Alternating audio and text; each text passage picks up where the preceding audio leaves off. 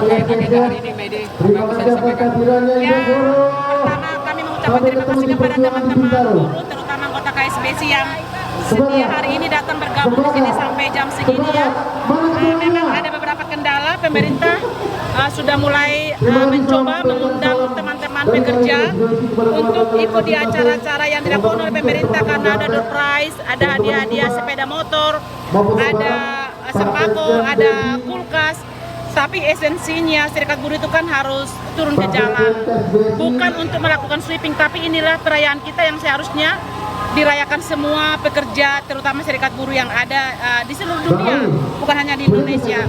Seperti yang teman media ketahui bahwa sampai saat ini kami menolak Undang-Undang Ciker karena itu adalah yang hanya dipindahkan dari Omnibus Law ke Perpu, dan Perpu dijadikan menjadi undang-undang.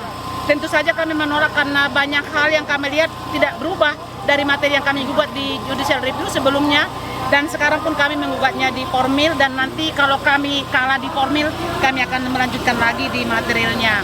Kami memang menyoroti juga beberapa rancangan undang-undang, misalnya BPJS Omnibus Law, dan ada juga kesehatan ya, dan ada juga soal RUU kesehatan ibu dan anak, ada juga soal RUU PRT, dan kami juga menyoroti peraturan pemerintah yang mengizinkan pemotongan upah 25%, dan itu tidak pernah terjadi seluruh dunia gitu.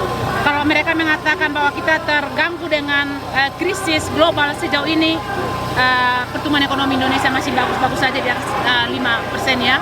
Lalu kedua, ternyata Perpu yang kemarin dan sekarang berubah menjadi undang-undang itu dirubah bukan karena tuntutan buruh, tapi karena pemerintah mengatakan resesi global dan juga perang Rusia Ukraina gitu. Oke, mungkin agak pendek sedikit.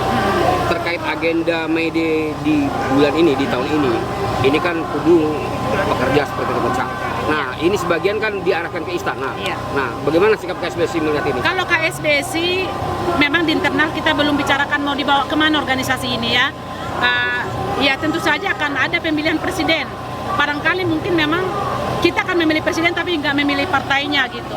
Kalau dikatakan jangan memilih presiden yang setuju dengan undang-undang itu, semua yang maju sekarang ini setuju. Makanya saya katakan tadi di orasi, yang tidak setuju hanya Demokrat dan PKS, dan itu partainya terkecil dan tidak kemungkinan besar mereka nggak jadi presiden gitu. Jadi kembali kepada buruh, jangan munafik seolah-olah kita mau menentang undang-undang ini lalu kita masuk ke partai. Partai ini kalau satu orang saja duduk di situ tidak akan bisa mempengaruhi fraksi yang lain. Jadi berhenti bermimpi, yang bisa membuat perubahan ini adalah semua pergerakan bersama-sama buruh.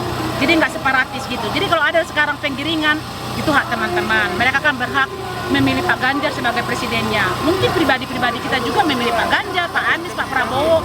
Tapi secara organisasi kita belum memutuskan ke siapa gitu. Dan artinya KSBC memberikan kebebasan kepada semua federasi. Sejauh ini masih seperti itu. Artinya independen aja lah. Independen ya. Ya. Oke, terima kasih. Terima kasih.